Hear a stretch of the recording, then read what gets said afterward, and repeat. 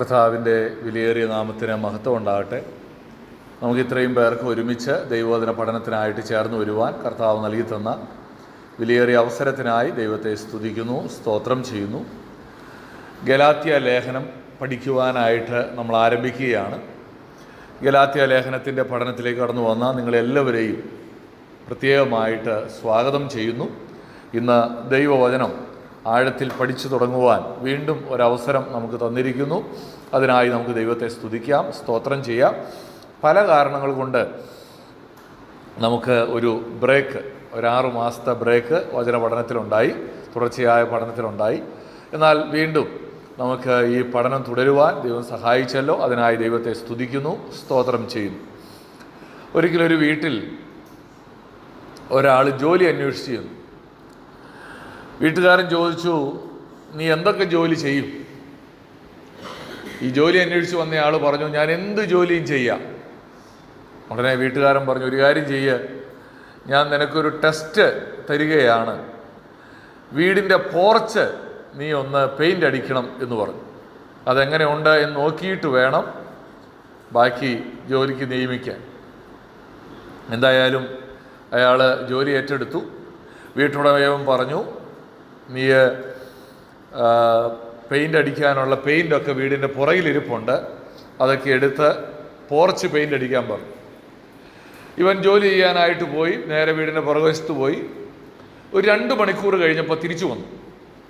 തിരിച്ചു വന്നപ്പോൾ ഈ ഉടയവൻ ചോദിച്ചു, എന്താ ഈ പണി? അവൻ പറഞ്ഞു, പണി തീർന്നു.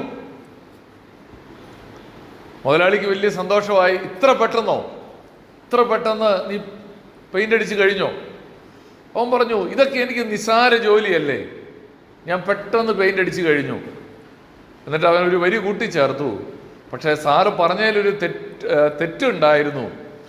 അവിടെ ഉണ്ടായിരുന്നത് പോർഷെ അല്ല, അവിടെ ഉണ്ടായിരുന്നത് ലംബോർഗിനി ആയിരുന്നു. പോർച്ചാണ് പെയിൻ്റ് അടിക്കാൻ പറഞ്ഞത്, പക്ഷേ പോർഷെ എന്നാണ് ആള് കേട്ടത്. പുറകെ കിടന്ന നല്ലൊരു കാറ് പെയിൻ്റ് അടിച്ച് നശിപ്പിച്ചു. എന്തിനാണ് ഈ ദൈവവചനം പഠിക്കുന്നതെന്ന് ചോദിച്ചാൽ, ഈ അക്ഷരവും ഈ വാക്കുകളും ദൈവവചനത്തിൽ എന്തുമാത്രം പ്രധാനമാണ് എന്നുള്ളത് നമ്മൾ മനസ്സിലാക്കണം. നമുക്കറിയാം, തിരുവചനത്തിലെ വള്ളിയോ പുള്ളിയോ ഒഴിഞ്ഞു പോവുകയില്ല എന്നാണ് പറഞ്ഞിരിക്കുന്നത്. ദൈവവചനത്തിൽ പറഞ്ഞിരിക്കുന്ന തിരുവചനത്തിലെ വാക്കുകൾ, അതിൻ്റെ പ്രയോഗങ്ങൾ, ഒരുപക്ഷെ അതിൻ്റെ പശ്ചാത്തലം, അത് എഴുതിയതിൻ്റെ ഒരു കൾച്ചറൽ കോണ്ടെക്സ്റ്റ് ഉണ്ടാകും, ഒരു ലിറ്ററൽ കോണ്ടെക്സ്റ്റ് ഉണ്ടാകും, ഇമ്മീഡിയറ്റ് കോണ്ടെക്സ്റ്റ് ഉണ്ടാകും. ഇതിൻ്റെയൊക്കെ പശ്ചാത്തലത്തിൽ ഒരു വേദഭാഗത്തെ പഠിക്കുമ്പോഴാണ് ബൈബിളിൻ്റെ ശരിയായ അർത്ഥം നമുക്ക് മനസ്സിലാക്കുവാനായിട്ട് കഴിയുന്നത്. അതുകൊണ്ട് നമുക്ക് ദൈവവചന പഠനത്തിലേക്ക് നമ്മുടെ ശ്രദ്ധയെ കൊണ്ടുവരാം.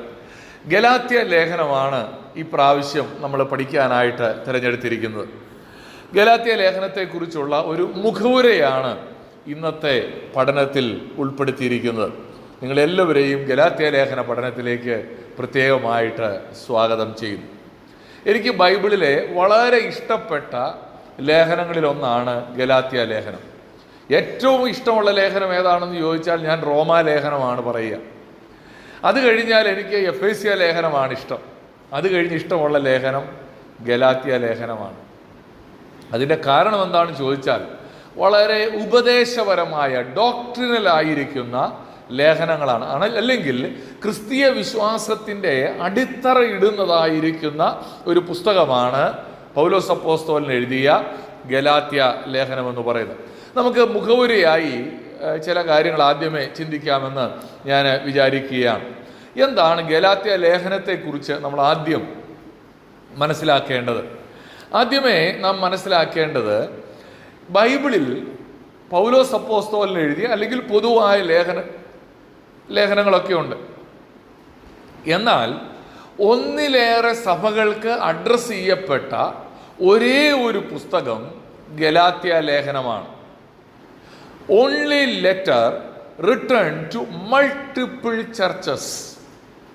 1-ാമത്തെ അധ്യായം 2-ാമത്തെ വാക്യത്തിൽ പൗലോസ് അപ്പോസ്തലൻ ഈ ലേഖനം ആർക്കാണ് എഴുതിയത് എന്നവിടെ പറയുന്നുണ്ട്. അവിടെ പറയുന്നത് ഇങ്ങനെയാണ്: ഗലാത്യ സഭകൾക്ക് എഴുതുന്നത്. ഗലാത്യയിലെ സഭയ്ക്ക് എന്നല്ല, ഗലാത്യ സഭകൾക്ക് എന്നാണ് തിരുവചനത്തിൽ രേഖപ്പെടുത്തിയിരിക്കുന്നത്. അതിൻ്റെ അർത്ഥം എന്താണ്? അതിൻ്റെ അർത്ഥം, ഗലാത്യ എന്ന് പറഞ്ഞാൽ അത് ഒരു ഭൂപ്രദേശത്തെ സൂചിപ്പിക്കുന്ന ഒരു വാക്കാണ്. ഒരു ഭൂപ്രദേശത്തെ എല്ലാ സഭകൾക്കും വേണ്ടി പൗലോസ് അപ്പോസ്തലൻ എഴുതിയ ഒരു ലേഖനമാണ് ഗലാത്യ ലേഖനം. നമുക്ക് ഈ അറിയാമല്ലോ, കേരളത്തെക്കുറിച്ച് പൊതുവെ ഒരു ക്രിസ്ത്യൻ കോണ്ടെക്സ്റ്റിൽ പറയുമ്പോൾ ഉപയോഗിക്കുന്നൊരു വാക്കാണ് മലങ്കരയിലെ സഭ, അല്ലേ? മലങ്കരയിലെ സഭ എന്ന് പറഞ്ഞാൽ ഏത് സഭയാണ്? ഇവിടെയുള്ള ഏതെങ്കിലും ഒരു ഡിനോമിനേഷനെ കുറിച്ചല്ല ആ വാക്ക് സൂചിപ്പിക്കുന്നത്, അല്ലെങ്കിൽ ഏതെങ്കിലും ഒരു പ്രത്യേക ഇടവകയെക്കുറിച്ചല്ല വാക്ക് സൂചിപ്പിക്കുന്നത്.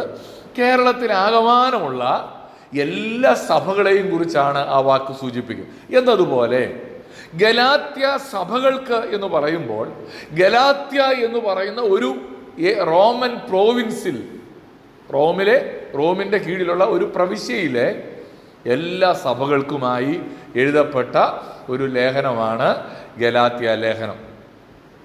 അപ്പോൾ ആ പ്രദേശത്തുള്ള സഭകളെ പൊതുവായി ബാധിച്ചിരിക്കുന്ന ഒരു പ്രശ്നത്തെ കൈകാര്യം ചെയ്യുവാനായി എഴുതിയതായ ഒരു ലേഖനമാണ് ഗലാത്യ ലേഖനമെന്ന് നമുക്കിവിടെ മനസ്സിലാക്കുവാനായിട്ട് സാധിക്കും. ആരാണ് ഈ ലേഖനം എഴുതിയതെന്ന് ഒന്നാമത്തെ വാക്യത്തിൽ തന്നെ വളരെ എവിഡൻ്റ് ആയിട്ട് പറയുന്നുണ്ട്.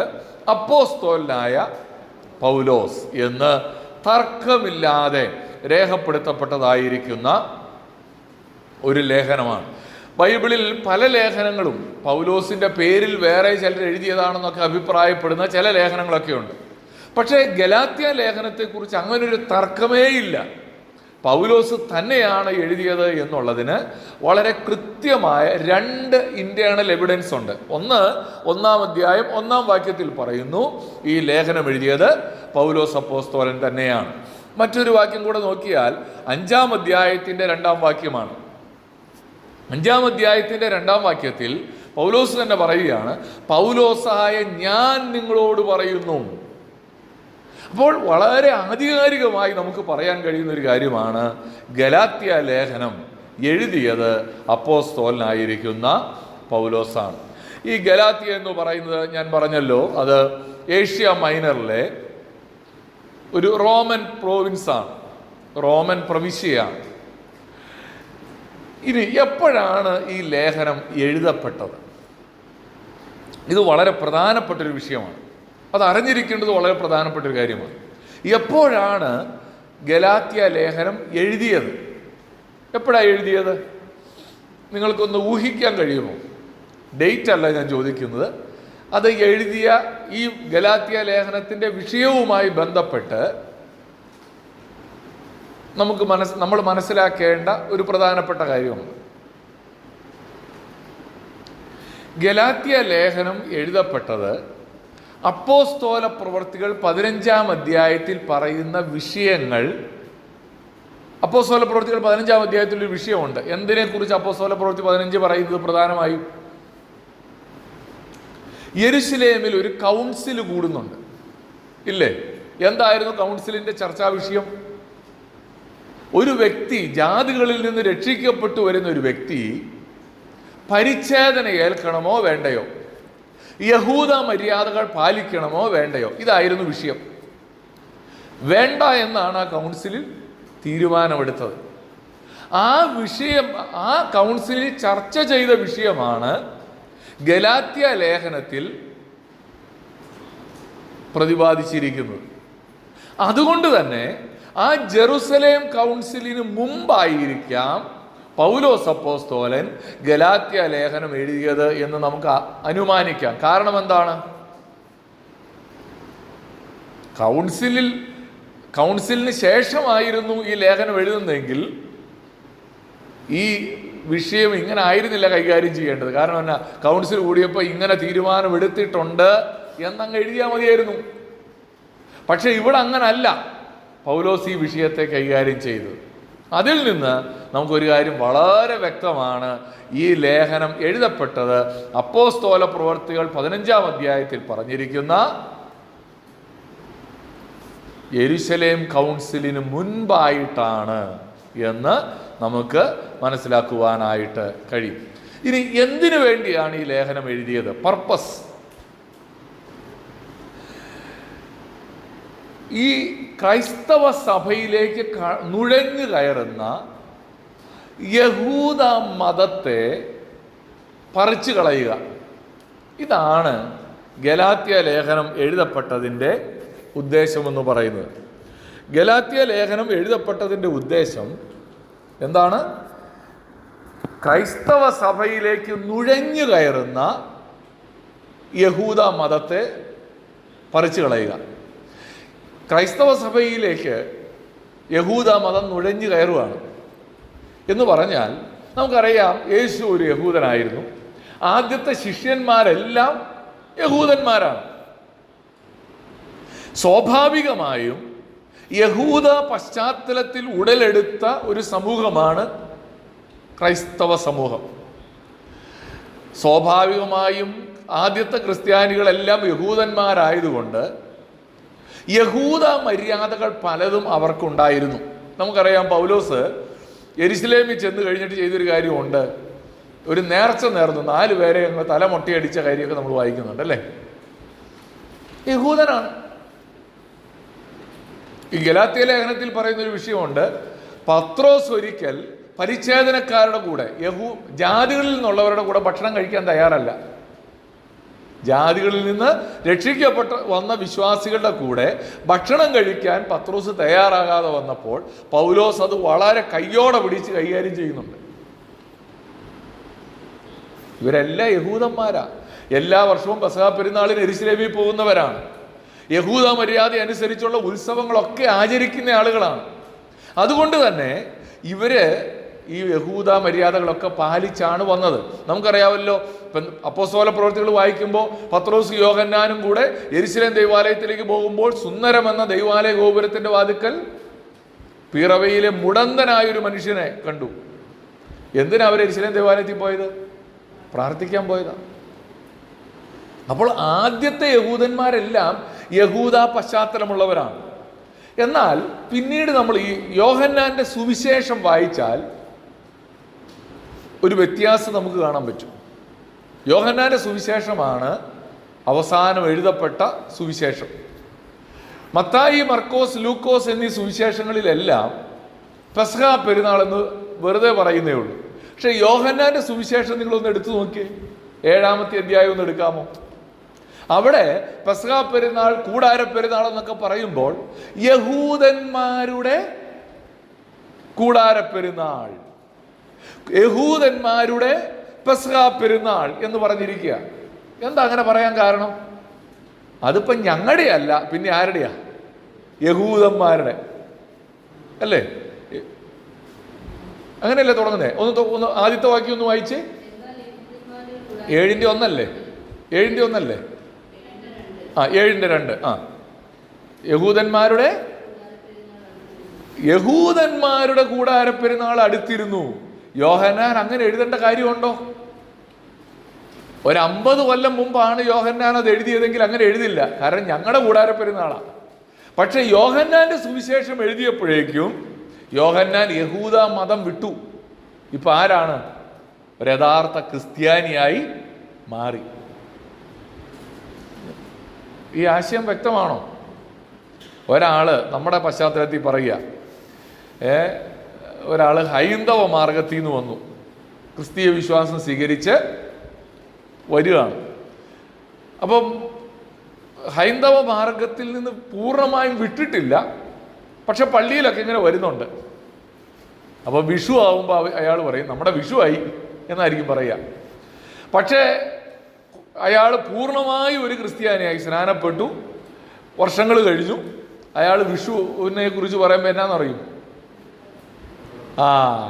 നമ്മുടെ വിഷു എന്ന് പറയില്ല. എന്നതുപോലെ യോഹന്നാൻ സുവിശേഷം എഴുതിയപ്പോൾ ഇത് ആരുടെ വിഷു, ആരുടെ കൂടാര പെരുന്നാളാണ്? യഹൂദന്മാരുടെ അപ്പോൾ ഇതിൻ്റെ ഇടയ്ക്കുള്ളൊരു ട്രാൻസിഷൻ പീരീഡിലാണ് ഈ ഗലാത്യ ലേഖനം എഴുതുന്നത്. ഇത് മനസ്സിലാക്കിയിട്ടേ നമ്മൾ എന്ത് ചെയ്യാവുള്ളൂ, ഈ ഗലാത്യ ലേഖനം വായിച്ചാൽ ശരിക്കും ഇതെന്താണ്. നമ്മൾ അപ്പോസ്തല പ്രവൃത്തികളിൽ പൗലോസ് എന്തിനാ ഈ നേർച്ച നേർന്നത്, എന്നാൽ പിന്നെ നമുക്കും നേർച്ച നേരാൻ പാടില്ലേ എന്ന് നമ്മൾ ചിന്തിച്ചാലോ? അങ്ങനെ പറയുന്ന ആൾക്കാരുണ്ട്. യേശു പെരുന്നാളിന് ദൈവാലയത്തിൽ പോയി, അതുകൊണ്ട് ഇപ്പോഴും ക്രിസ്ത്യാനികൾ പെരുന്നാൾ നടത്തണമെന്ന് പറയുന്ന ആളുകളുണ്ട്. കാരണം എന്താണ്? പുതിയ നിയമ ലേഖനങ്ങളുടെ പശ്ചാത്തലത്തിലല്ല അവർ കാര്യങ്ങളെ വിലയിരുത്തുന്നത്. ഞാൻ പറയുന്നത് നിങ്ങൾക്ക് മനസ്സിലാവുന്നുണ്ടെന്ന് വിചാരിക്കുകയാണ്. അപ്പോൾ യഹൂദ മതത്തിൻ്റെ പശ്ചാത്തലത്തിൽ ഉണ്ടായ ക്രിസ്ത്യാനിറ്റിക്കകത്ത് നിന്ന് യഹൂദ മതത്തിൻ്റെ ഉപദേശങ്ങളെ പറിച്ചു കളയാൻ വേണ്ടിയാണ്, അല്ലെങ്കിൽ നുഴഞ്ഞു കയറിയ യഹൂദ ഉപദേശങ്ങളെ പറിച്ചു കളയാൻ വേണ്ടിയാണ് ഗലാത്യ ലേഖനം എഴുതിയത്. വേറൊരു രീതിയിൽ പറഞ്ഞാൽ ഈ ഗലാത്യ ലേഖനവും കൊലോസ്യ ലേഖനവും ഒക്കെയാണ് ക്രിസ്ത്യാനിറ്റിയെ യഹൂദ മതത്തിൽ നിന്ന് സെപ്പറേറ്റ് ആണെന്നുള്ളത് വെളിപ്പെടുത്തിയത്. കാരണം കൊലോസ്യ ലേഖനമാണ് നിങ്ങൾ ശബത്ത് ആചരിക്കരുതെന്ന് പറഞ്ഞത്. ശബത്തൊക്കെ എന്താണ്? വരുവാനിരുന്നവയുടെ നിഴലാണെന്ന് കൊലോസ്യർ 2:20 പറയുന്നുണ്ട്. എന്ന് പറഞ്ഞാൽ അതൊക്കെ കഴിഞ്ഞു, വാവ്, പെരുന്നാള്, ഇതൊന്നും ഇനി ആചരിക്കേണ്ട എന്ന് കൊലോസ്യ ലേഖനം പറഞ്ഞു. ഗലാത്യ ലേഖനം വന്നപ്പോൾ ന്യായപ്രമാണത്തിന്റെ പ്രവർത്തികളെ കുറിച്ചൊക്കെ പറയുന്നുണ്ട്. ന്യായപ്രമാണത്തിന്റെ പ്രവർത്തികളാൽ നീതീകരിക്കപ്പെടുവാൻ ഇച്ഛിക്കുന്നുവെങ്കിൽ നിങ്ങൾ ക്രിസ്തുവിൽ നിന്ന് വേർപെട്ടുപോയി, നിങ്ങൾ കൃപയിൽ നിന്ന് വീണുപോയി എന്നൊക്കെ ഗലാത്യ ലേഖനം നമ്മളോട് പറയുകയാണ്. മനസ്സിലാവുന്നുണ്ടോ? അപ്പോൾ ആ ഒരു ട്രാൻസിഷൻ പീരീഡിലാണ് ഗലാത്യ ലേഖനം എഴുതപ്പെട്ടത്. സുവിശേഷങ്ങൾ വായിക്കുമ്പോൾ ആ പീരീഡിൽ എഴുതപ്പെട്ട പുസ്തകങ്ങളാണ്. എന്നാൽ യോഹന്നാന്റെ സുവിശേഷം എഴുതിയത് അതിനെല്ലാം ശേഷമാണെന്നുള്ളതും നമ്മൾ മനസ്സിലാക്കുക. ഇത് മനസ്സിലാക്കിയിട്ട് നമ്മൾ ഏത് പുസ്തകവും വായിക്കുമ്പോൾ അത് എഴുതിയ കാലഘട്ടം മനസ്സിലാകുമ്പോഴാണ് അത് ശരിക്കും ഗ്രഹിക്കാൻ പറ്റും. ഞാനിപ്പോൾ ആമോസിൻ്റെ പ്രവചനമാണ് എല്ലാ ദിവസവും രാവിലെ, എല്ലാ ദിവസവും എന്ന് പറഞ്ഞാൽ ഇപ്പോൾ വായിച്ചുകൊണ്ടിരിക്കുന്നത്. അപ്പോൾ ഈ ആമോസിൻ്റെ പ്രവചനം ഇസ്രായേൽ മക്കൾ പ്രവാസത്തിലേക്ക് പോകുന്നതിന് മുമ്പ് എഴുതപ്പെട്ടതാണ്. അപ്പോൾ ആ ആമോസിൻ്റെ പ്രവചനം, ആ ചിന്തയിൽ യഹൂദന്മാരും ഇസ്രായേൽ മക്കളും ഒക്കെ എവിടെയായിപ്പോ? അവരുടെ സ്വന്തം ദേശത്ത് പാർക്കുന്നു. അവരുടെ പാപത്തെക്കുറിച്ചുള്ള ന്യായവിധിയാണ്. അതാണ് ഈ പുസ്തകത്തിൻ്റെ ഇതിവൃത്തം. പക്ഷെ ഞാൻ പോയി മലാഖി പ്രവചനം വായിക്കുമ്പോൾ അതല്ല കോണ്ടെക്സ്റ്റ്.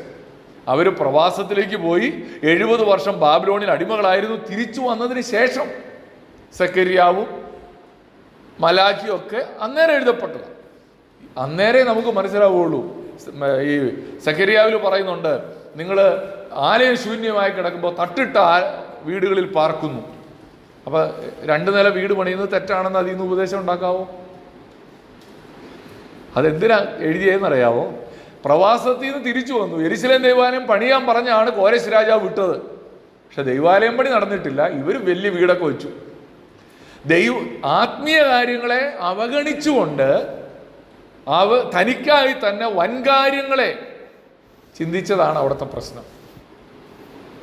ഞാൻ പറഞ്ഞത്, ഒരു പുസ്തകത്തിൻ്റെ പശ്ചാത്തലം മനസ്സിലാക്കിയാൽ മാത്രമേ ആ പുസ്തകത്തെ നന്നായി മനസ്സിലാക്കാനായിട്ട് കഴിയുള്ളൂ. നമുക്ക് മുന്നോട്ട് പോകാം. എന്താണ് ഈ പുസ്തകത്തിൻ്റെ ഉള്ളടക്കം? മെസ്സേജ് എന്താണ്? വളരെ സിമ്പിൾ മെസ്സേജാണ്. Salvation is by God's grace through faith plus nothing. ആ നത്തിങ്ങിനാണ് പൗലോസ് ഇവിടെ പ്രാധാന്യം നൽകുന്നത്. രക്ഷിക്കപ്പെടുന്നത് എങ്ങനെയാണ്? കൃപയാലല്ലോ, വിശ്വാസം മൂലം നിങ്ങൾ രക്ഷിക്കപ്പെടുന്നത്. അതിൻ്റെ കൂടെ പ്ലസ് ഒന്നും ചേർക്കാനായിട്ട് പാടില്ല. ഇത് എഴുതുമ്പോൾ യഹൂദ ചിന്ത ഇതിനകത്തേക്ക് തിരികെ കയറ്റിയായിരുന്നു. എന്താ കയറ്റിയെന്നറിയാമോ? വിശ്വാസത്താൽ രക്ഷിക്കപ്പെട്ടു എന്നുള്ളതൊക്കെ ശരിയാണ്. പക്ഷെ പരിച്ഛേദന ഏറ്റില്ലെങ്കിൽ, സർക്കംസൈസ് ചെയ്തില്ലെങ്കിൽ നിങ്ങൾ ആരും സ്വർഗത്തിൽ പോവില്ല. കൃപയാൽ രക്ഷിക്കപ്പെട്ടു എന്നുള്ളതൊക്കെ ശരിയാണ്, പക്ഷേ വിശ്വസിച്ചു എന്നുള്ളത് ശരിയാണ്. പക്ഷെ എന്ത് ചെയ്യണം? പരിച്ഛേദനയേക്കണം. ഒരു പടി കൂടെ കടന്നു കഴിഞ്ഞാൽ യഹൂദന്മാർ പറയും എല്ലാ പെസഹായ്ക്കും യെരുശലേമിൽ പോകണം, ദശാംശം കൊടുക്കണം. പിന്നെ ഇങ്ങനെ യഹൂദ മതത്തിൻ്റെ ആചാരങ്ങളെ രക്ഷയ്ക്ക് ആവശ്യമാണെന്നുള്ള ഒരു പഠിപ്പിക്കൽ ഇതിനകത്തേക്ക് കൊണ്ടുവരാൻ ശ്രമിച്ചതാണ് ഗലാത്യ ലേഖനത്തിലെ പ്രശ്നം. അങ്ങനെ ഒന്നും കൊണ്ടുവരരുത് എന്നാണ് പൗലോസ് അപ്പോസ്തലൻ ഈ ലേഖനത്തിലൂടെ പറയാൻ ശ്രമിക്കുന്നത്. വേറൊരു രീതിയിൽ പറഞ്ഞാൽ ഗലാത്യ ലേഖനത്തെ വിളിക്കുന്ന മറ്റൊരു പേരാണ് മാനിഫെസ്റ്റോ ഓഫ് ക്രിസ്ത്യൻ ലിബർട്ടി. ക്രിസ്തീയ സ്വാതന്ത്ര്യത്തിൻ്റെ പ്രകടന പത്രിക, മാനിഫെസ്റ്റോ ഓഫ് ക്രിസ്ത്യൻ ലിബർട്ടി. എന്താണ് ഈ മാനിഫെസ്റ്റോ ഓഫ് ക്രിസ്ത്യൻ ലിബർട്ടി? സ്വാതന്ത്ര്യത്തിനായിട്ട്, ഞാൻ എല്ലാ വാക്യങ്ങളും ഇപ്പോൾ കൊണ്ടുവരുന്നില്ല, അതൊക്കെ ഇനി സമയമാകുമ്പോൾ നമ്മൾ പഠിക്കുമല്ലോ. സ്വാതന്ത്ര്യത്തിനായിട്ടാണ് ക്രിസ്തു നമ്മെ വിളിച്ചത്. ക്രിസ്തു നമ്മളെ സ്വതന്ത്രരാക്കി. അടിമനുഖത്തിൽ പിന്നെയും കുടുങ്ങിപ്പോകരുത്. ഇതാണ് ഗലാത്യ ലേഖനത്തിൽ ഊന്നൽ നൽകുന്നൊരു വിഷയം. ഞാൻ മനസ്സിലാകാൻ വേണ്ടി പറയുകയാണ്. അടുത്ത വാക്ക് നിങ്ങൾക്ക് മനസ്സിലായില്ലെങ്കിലും ആശയം വിശദീകരിക്കാം. ലീഗലിസത്തിനെതിരെ. എന്താണ് ലീഗലിസം? ലീഗലിസത്തിനെതിരെ എഴുതപ്പെട്ടൊരു ലേഖനമാണ് ഗലാത്യ ലേഖനം. എന്താണ് ലീഗലിസം എന്ന് ചോദിച്ചാൽ ഞാൻ വിശദീകരിക്കുമ്പോൾ നിങ്ങൾക്ക് മനസ്സിലാവും. സ്വർഗത്തിൽ പോകണമെന്നുണ്ടെങ്കിൽ വെള്ള ഷർട്ടൊക്കെ ഇട്ടുകൊണ്ട് വേണം ആരാധനയ്ക്ക് വരാൻ, അല്ലെങ്കിൽ എന്നാ ക്രിസ്ത്യാനിയ? ആത്മീയതയെ മനുഷ്യനുണ്ടാക്കുന്ന ചട്ടക്കൂടുകൾക്കകത്ത് ഒതുക്കാൻ ശ്രമിച്ചാൽ, ബൈബിൾ പറയുന്നതിന് അതീതമായി മനുഷ്യനുണ്ടാക്കുന്ന കുറേ നിയമങ്ങളുണ്ട് സഭയിൽ, അല്ലേ? ഇല്ല, എല്ലാ സഭകളിലും ഉണ്ട് മാനുഷികമായ നിയമങ്ങളുണ്ട്. പൗലോസ് അതിനെക്കുറിച്ച് പറയുന്നത് തൊടരുത്, പിടിക്കരുത്, രുചിക്കരുത് എന്നിങ്ങനെയുള്ള മാനുഷിക നിയമങ്ങൾ. ഇതിനെയാണ് ലീഗലിസം എന്ന് പറയുന്നത്. ബൈബിളിലെ പ്രമാണമൊന്നുമല്ല, പക്ഷെ മനുഷ്യനുണ്ടാക്കിയ കുറേ പ്രമാണങ്ങൾ. അതനുസരിച്ച് ജീവിച്ചാലേ സ്വർഗത്തിൽ പോകുള്ളൂ, അല്ലെങ്കിൽ അവരൊരു നല്ല ക്രിസ്ത്യാനി അല്ല എന്ന് പറയുമ്പോൾ, ഒരു ഉദാഹരണം, ചെറുപ്പക്കാർക്ക് ഇഷ്ടപ്പെടുന്നൊരു ഉദാഹരണം പറയാം. ജീൻസ് ഇട്ടുകൊണ്ട് ബൈബിൾ സ്റ്റഡിക്ക് വരാമോ?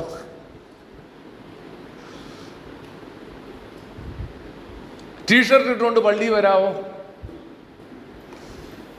അവൻ രക്ഷിക്കപ്പെട്ടതാണെന്നുണ്ടെങ്കിൽ ഒരിക്കലും അങ്ങനെ ചെയ്യില്ലായിരുന്നെന്ന് ആരെങ്കിലും പറഞ്ഞാൽ, ഈ വ്യക്തി ഒരാളുടെ ആത്മീയതയെ അളന്നത് എന്തു വെച്ചാ? Material of clothes. ഞാനതിന് ആ വാക്ക് ഉപയോഗിച്ചാണ് പറയുക. കോട്ടൺ ആണോ പോളിസ്റ്റർ ആണോ ഡെനിമാണോ നോക്കിയിട്ടാണോ ഒരാൾ ആത്മീയനാണോ തീരുമാനിക്കുന്നത്? അപ്പോൾ മാനുഷിക നിയമങ്ങളാൽ ആത്മീയതയെ നിർവചിക്കുന്ന ഒരവസ്ഥയാണ് ലീഗലിസം അഥവാ നിയമവാദം. പൗലോസ് പറയുന്ന ഇതാണ്, ഒരു കാരണവശാലും അത് സഭയിൽ അനുവദിക്കാൻ പാടില്ല. അങ്ങനെ ഉള്ള മാനുഷിക നിയമങ്ങളിലൂടെ ആത്മീയതയെ നിർവചിക്കരുത്. രക്ഷ എന്ന് പറയുന്നത് ഒറ്റ കാര്യമേ ഉള്ളൂ, കൃപയാലല്ലോ വിശ്വാസം മൂലം, പ്ലസ് നത്തിങ്. ഇനി നമുക്ക് ഈ പുസ്തകത്തിൻ്റെ ഒരു ഔട്ട്ലൈൻ ഒന്ന് നോക്കാം. ഇത് വളരെ നിങ്ങൾ നോട്ട് ചെയ്യേണ്ട ഒരു കാര്യമാണ്. 1-ാം അധ്യായത്തിൻ്റെ 1 മുതൽ 10 വരെയുള്ള വാക്യങ്ങൾ ഒരു ഇൻട്രോഡക്ഷൻ ആയിട്ട് പൗലോസ് അപ്പോസ്തലൻ എഴുതിയിരിക്കുകയാണ്. 1-ാം അധ്യായം 1 മുതൽ 10 വരെയുള്ള വാക്യങ്ങൾ ഒരു ഇൻട്രോഡക്ഷനാണ്. 1-ാം അധ്യായത്തിൻ്റെ 11 മുതൽ 2:21 വരെയുള്ള വാക്യങ്ങൾ, അത് പൗലോസ് സുവിശേഷത്തെ പ്രതിരോധിക്കുകയാണ്. എന്ന് പറഞ്ഞാൽ സുവിശേഷത്തെ, അതിൻ്റെ ശുദ്ധി, സുവിശേഷത്തെ അതിൻ്റെ നിർമ്മലതയോടെ സൂക്ഷിക്കണമെന്നുള്ള കാര്യമാണ് പൗലോസ് പറയുന്നത്. Plus nothing. 3:1 മുതൽ 4:31 വരെ എന്ന് പറഞ്ഞാൽ 3-4 അധ്യായങ്ങൾ വിശ്വാസത്താലാണ് രക്ഷ എന്നുള്ളതിൻ്റെ ദൈവശാസ്ത്രത്തെ പൗലോസ് ഊന്നി പറയുകയാണ്. രക്ഷ എങ്ങനെയാണ്? വിശ്വാസത്താൽ. അതാണ് 3ഉം 4ഉം അധ്യായങ്ങൾ. 5-ാം അധ്യായവും 6-10 വരെയുള്ള വാക്യങ്ങൾ, 5-1 മുതൽ 6-10 വരെയുള്ള വാക്യങ്ങൾ practical application to Christian living, ക്രിസ്തീയ ജീവിതത്തിൻ്റെ പ്രായോഗികത. അവിടെയാണ് ആത്മാവിൻ്റെ ഫലം, ജഡത്തിൻ്റെ പ്രവർത്തികൾ എന്നുള്ള വിഷയങ്ങളൊക്കെ വരുന്നത്. 6-11 മുതൽ 18 വരെയുള്ള വാക്യങ്ങൾ ആ ലേഖനത്തിൻ്റെ ഉപസംഹാരമായിട്ട് കൺക്ലൂഡ് ചെയ്യുന്നത് നമുക്ക് കാണുവാനായിട്ട് കഴിയും.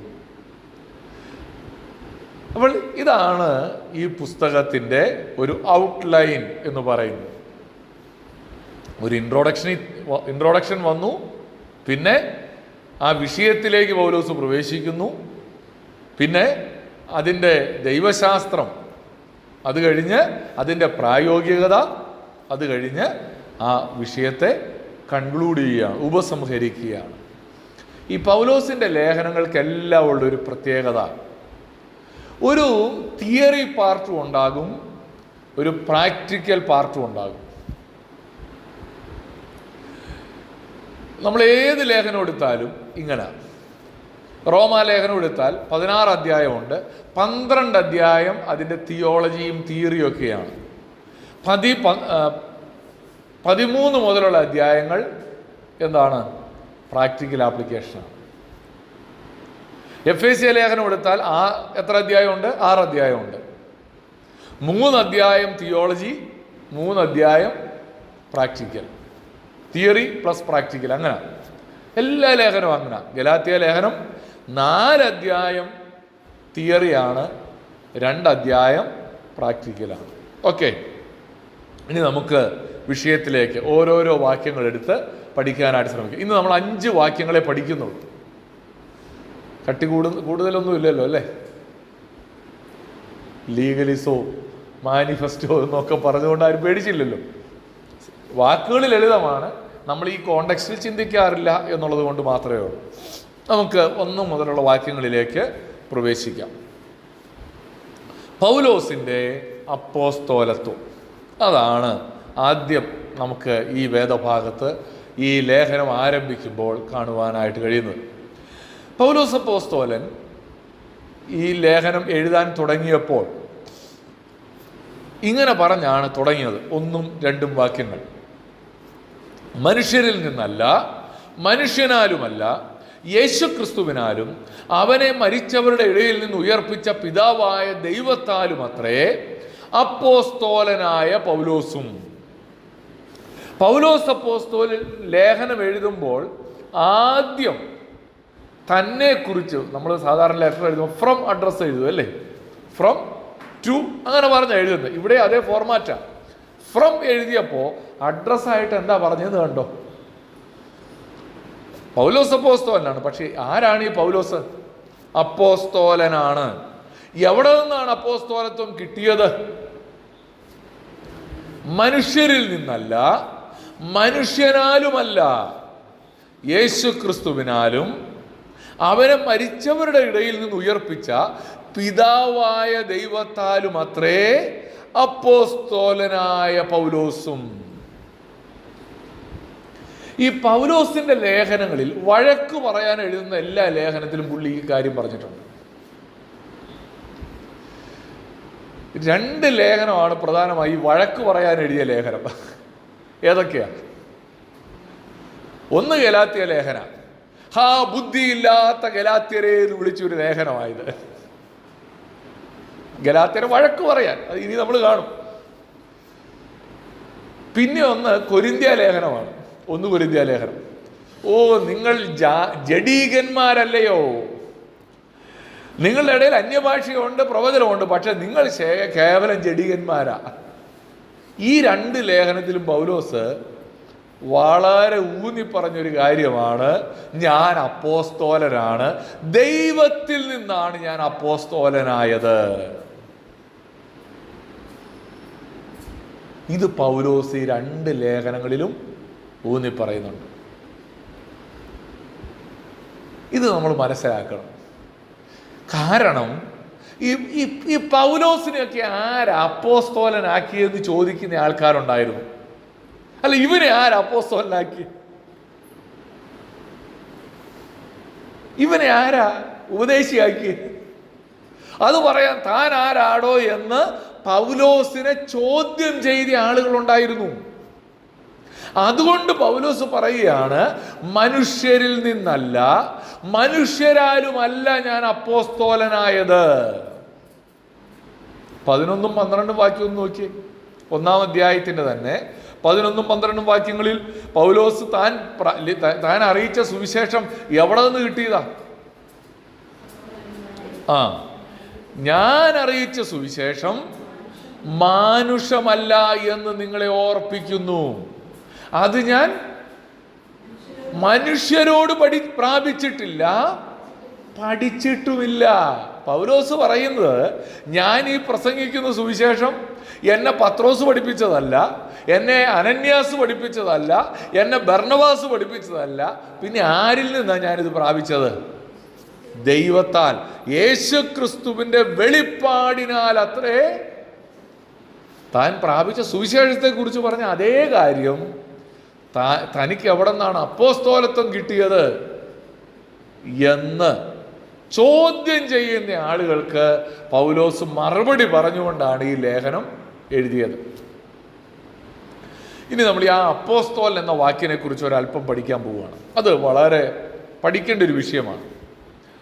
അപ്പോസ്തലൻ എന്നുള്ളതിന് ഗ്രീക്ക് ഭാഷയിൽ അപ്പോസ്റ്റോലോസ് എന്നാണ് പറയുക. അപ്പോസ്തോലോസ് എന്ന് പറഞ്ഞാൽ അതിൻ്റെ അർത്ഥം ഇത്രയേ ഉള്ളൂ. പൊതുവായ അർത്ഥം അയക്കപ്പെട്ടവൻ, ഡെലിഗേറ്റ് എന്നൊക്കെയാണ് അർത്ഥം. അയക്കപ്പെട്ടവൻ, ഡെലിഗേറ്റ്, മെസഞ്ചർ എന്നൊക്കെയാണ് ആ വാക്കിൻ്റെ അർത്ഥം. അയക്കപ്പെട്ടവൻ, ദൂതൻ. ഇനി ഈ അപ്പോസ്തലൻ എന്ന വാക്ക് ഞാൻ പറഞ്ഞല്ലോ, പൗലോസ് എങ്ങനെ അപ്പോസ്തലനായി എന്നുള്ളത് പറഞ്ഞു വേണം നമുക്ക് മുന്നോട്ട് പോകാൻ, അല്ലെങ്കിൽ നമുക്ക് ആ വാക്യം പഠിക്കുന്നതിൽ പ്രസക്തിയില്ല. ഈ അപ്പോസ്തലൻ എന്ന വാക്ക് പുതിയ നിയമത്തിൽ 2 സെൻസിൽ ഉപയോഗിച്ചിട്ടുണ്ട്, 2 അർത്ഥത്തിൽ. ഒന്ന്, ഒരു റെസ്ട്രിക്റ്റഡ് സെൻസിലാണ് ഉപയോഗിച്ചിരിക്കുന്നത്. എന്ന് പറഞ്ഞാൽ പരിമിതമായ അർത്ഥത്തിൽ ഉപയോഗിച്ചിട്ടുണ്ട്. 12 അപ്പോസ്തോലന്മാരെ കുറിച്ച് പറയാനും പൗലോസിനെ കുറിച്ച് പറയാനും അപ്പോസ്തോലൻ എന്ന വാക്ക് വളരെ പരിമിതമായ അർത്ഥത്തിൽ ഉപയോഗിച്ചിരിക്കുകയാണ്. എന്ന് പറഞ്ഞാൽ ഓഫീസ്, ഒരു ഓഫീസ്, സഭയിൽ ഒരു ഓഫീസാണ് അപ്പോസ്തോലൻ. ആണോ? ഈ ഓഫീസ് എന്ന് പറഞ്ഞാൽ അതിൻ്റെ അർത്ഥം എന്നാ? പള്ളിയുടെ അടുത്തുള്ള റൂം എന്നാണ് അതിൻ്റെ അർത്ഥം. അല്ല, ഓഫീസ് എന്ന് പറഞ്ഞാൽ നമ്മൾ പറയല്ലോ ഓഫീസ് ബെയറർ, സഭയിലെ ഒരു സ്ഥാനി എന്നാണ് അതിൻ്റെ അർത്ഥം. സഭയിലെ ഒരു സ്ഥാനി. ക്രൈസ്തവ സഭയിലെ ഒരു സ്ഥാനമാണ് അപ്പോസ്തോലന്മാർ. എഫേസ്യ ലേഖനം 2:20 പറയുന്നൊരു കാര്യമുണ്ട്, അപ്പോസ്തോലന്മാരും പ്രവാചകന്മാരും എന്ന അടിസ്ഥാനത്തിന്മേലാണ്. ഒന്ന് വായിച്ചേ, എഫേസ്യർ 2:20. ക്രിസ്തുയേശു തന്നെ മൂലക്കല്ലായിരിക്കെ അപ്പോസ്തോലന്മാരും പ്രവാചകന്മാരും എന്ന അടിസ്ഥാനത്തിന്മേൽ. അപ്പോൾ സഭയുടെ അടിസ്ഥാനമായിട്ട് അവിടെ പറയുന്ന 2 സ്ഥാനങ്ങളാണ് അപ്പോസ്തോലന്മാരും പ്രവാചകന്മാരും. അപ്പോൾ ആ അർത്ഥത്തിൽ ഒരു സ്ഥാനി എന്ന നിലയിൽ ബൈബിളിൽ അപ്പോസ്തോലന്മാരെന്ന വാക്ക് ഉപയോഗിച്ചിട്ടുണ്ട്. ആ അപ്പോസ്തോലൻ എന്ന വാക്ക് വളരെ പരിമിതമായ അർത്ഥമാണ്. അടിസ്ഥാനം എന്ന് പറഞ്ഞല്ലോ അല്ലേ? അപ്പോൾ ഈ ഇടയ്ക്കിടയ്ക്ക് അടിസ്ഥാനം വെക്കാൻ പറ്റുമോ? ഒരു 5 നിര കല്ല് പണിത് കഴിയുമ്പോൾ ഒരു അടിസ്ഥാന കല്ല് കൊണ്ടുവന്ന് വെക്കാൻ പറ്റുമോ? ഒരിക്കലും പറ്റില്ല. ആ അടിസ്ഥാനം അപ്പോസ്തോലൻ എന്ന സ്ഥാനമാണ്. അത് ബൈബിളിൽ 12 അപ്പോസ്തോലന്മാരെ കുറിച്ച് പറയുന്നുണ്ട്, പൗലോസിനെ കുറിച്ചും ആ വാക്ക് ഉപയോഗിക്കുന്നുണ്ട്. നമുക്കറിയാം, യേശു 12 അപ്പോസ്തോലന്മാരുടെ പേരുകൾ എന്ന് മത്തായി 10:2 വാക്യത്തിൽ പറയുന്നുണ്ട്. യേശു തിരഞ്ഞെടുത്ത 12 അപ്പോസ്തോലന്മാർ ആരൊക്കെയാണ്? പത്രോസ്, ശിമോൻ, പത്രോസ് എന്ന് മറുപേരുള്ള ശിമോൻ, അവൻ്റെ സഹോദരനായ അന്ത്രയോസ്, അങ്ങനെ തുടങ്ങി യേശു തിരഞ്ഞെടുത്ത 12 പേര്. അവരാരാണ്? അപ്പോസ്തോലന്മാരാണ്. ഇനി അത് പരിമിതമായ അർത്ഥത്തിലാണ് ആ വാക്ക് ഉപയോഗിച്ചിരുന്നത്.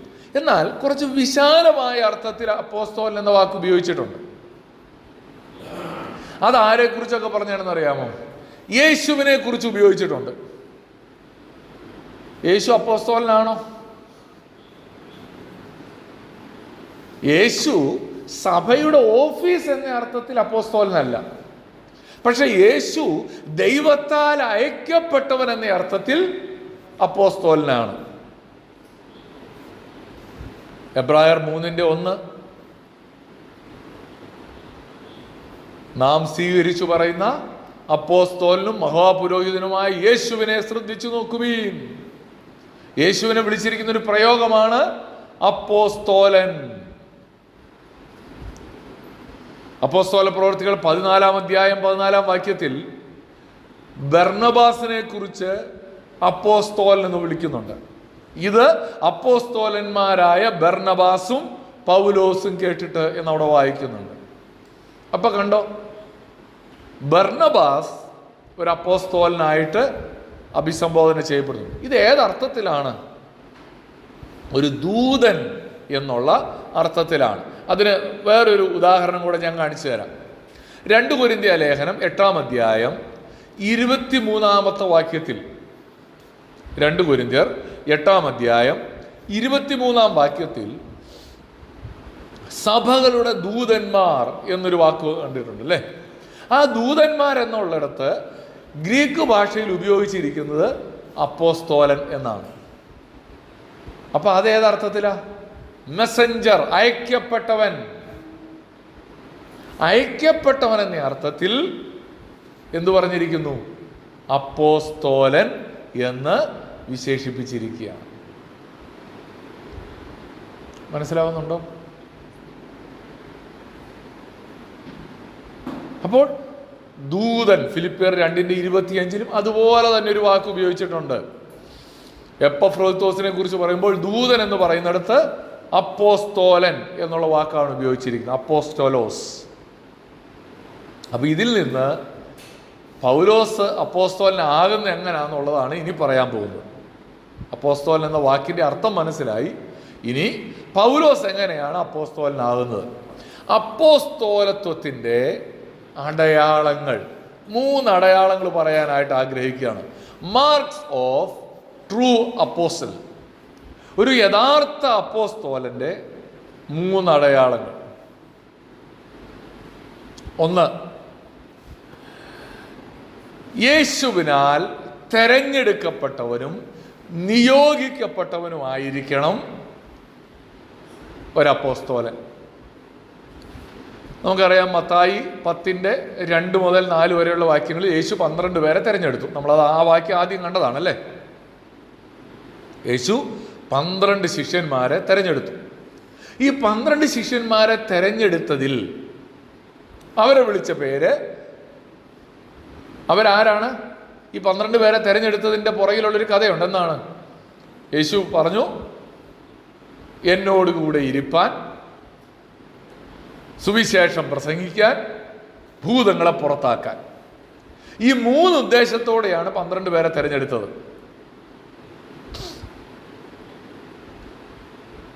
അപ്പൊ ഈ 12 പേരും യേശുവിൻ്റെ കൂടെ ഇരുന്നവരും കൂടെ നടന്നവരും ഒക്കെയാണ്. യേശുവിനാൽ തിരഞ്ഞെടുക്കപ്പെട്ടവരാണ് ആദ്യത്തെ 12 പേര്. എന്നാൽ അവരെക്കുറിച്ച് നാം മനസ്സിലാക്കേണ്ട ഒരു പ്രധാനപ്പെട്ട കാര്യം, അവർ യേശുവിൻ്റെ ഉയർത്തെഴുന്നേൽപ്പിൽ സാക്ഷികളായിരിക്കണം എന്നുള്ളതാണ് 2ാമത്തെ അടയാളം. അങ്ങനെ പറയാനൊരു കാരണമുണ്ട്. നമുക്കറിയാം, യേശു തിരഞ്ഞെടുത്ത 12 പേരിൽ ഒരാള് യൂദ. യൂദായെ നമ്മളിന്ന് അപ്പോസ്തോലനായ യൂദാ ഇസ്കരിയോത്താന്ന് വിളിക്കാറില്ല അല്ലേ? കാരണം യൂദ നാശയോഗ്യനാണ് എന്ന് യേശു തന്നെ പറഞ്ഞിട്ടുണ്ട്. ആ യൂദ കെട്ടിഞ്ഞാന്ന് ചത്തിട്ടുണ്ട്. അതുകൊണ്ട് യൂദായെ നമ്മളിന്ന് അപ്പോസ്തോലനായിട്ടല്ല പറയുന്നത്. അപ്പോസ്തോല പ്രവൃത്തികളുടെ പുസ്തകം 1-ാം അധ്യായത്തിൽ യൂദായുടെ സ്ഥാനത്തേക്ക് മറ്റൊരാളെ തെരഞ്ഞെടുക്കുന്നുണ്ട്. അങ്ങനെ തെരഞ്ഞെടുത്തപ്പോൾ അവർ വെച്ച ഒരു കണ്ടീഷൻ എന്തായിരുന്നു? 1:21-22 വാക്യങ്ങൾ. എന്താ അവിടെ പറയുന്ന കണ്ടീഷൻ? ആകയാൽ കർത്താവായ യേശു യോഹന്നാന്റെ സ്നാനം മുതൽ